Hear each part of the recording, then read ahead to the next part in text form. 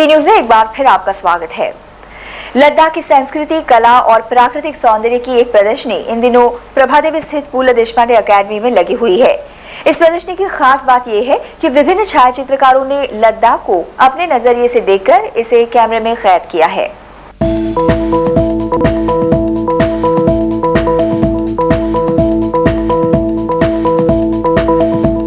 जी हाँ, यही है जम्मू कश्मीर की आगोश में बसा लद्दाख, जो अपनी खूबसूरत प्राकृतिक सौंदर्यता के लिए काफी मशहूर है।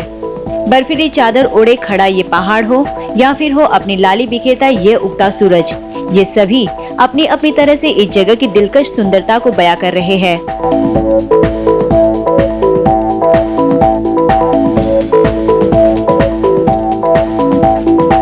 तो वही इस स्थान की पारंपरिक संस्कृति, वहाँ की वेशभूषा तथा दिनचर्या को दर्शाते ये तस्वीरें अपना ही एक अलग महत्व रखे हुए दिखाई दिए और इन सभी को अपने कैमरे में कैद कर मुंबई वासियों तक पहुँचाने का काम किया है 7 फोटोग्राफर्स के एक समूह ने, जिन्होंने ये तस्वीर खींचते वक्त हुए अपने अनुभवों के बारे में बताया।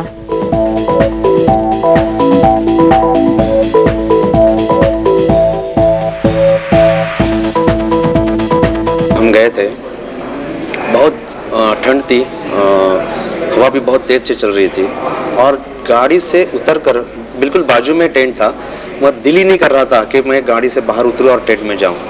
इतनी तकलीफदेह स्थिति वहाँ थी, मगर आखिर में जाना पड़ा। और वो जो रात निकाली हमने वहाँ सारचू में, बहुत खतरनाक थी।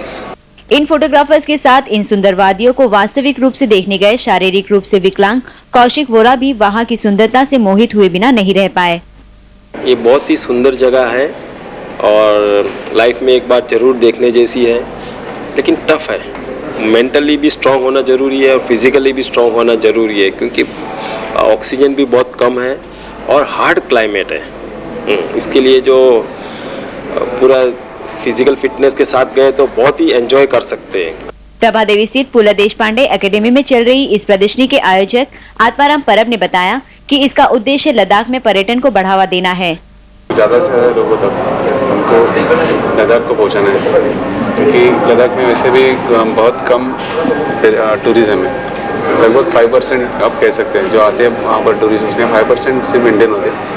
तो इस एग्जीबिशन के माध्यम से हम लोगों तक ये पहुँचाना चाहते हैं कि आप यहाँ पर जा सकते हैं।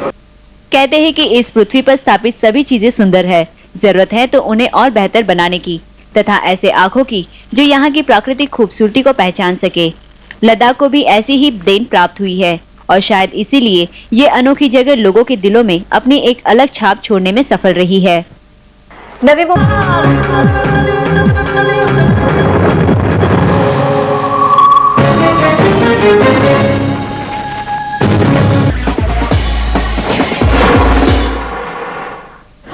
मुंबई की गुलाबी ठंड और दूसरी तरफ लद्दाख की खूबसूरत वादियां और नीला चमचमाता हुआ शीशे जैसा पानी, वाकई में इन्हें कैमरे में कैद करना एक अलग ही अनुभव होगा। लेकिन उससे भी अच्छा अनुभव तब होगा जब 12 साल में आयोजित होता एक फेस्टिवल जो कि रंगों की बौछार होता है, यानी कि हेमिस महोत्सव, जो कि वहां की मोनेस्ट्री के सम्मान में आयोजित किया जाता है।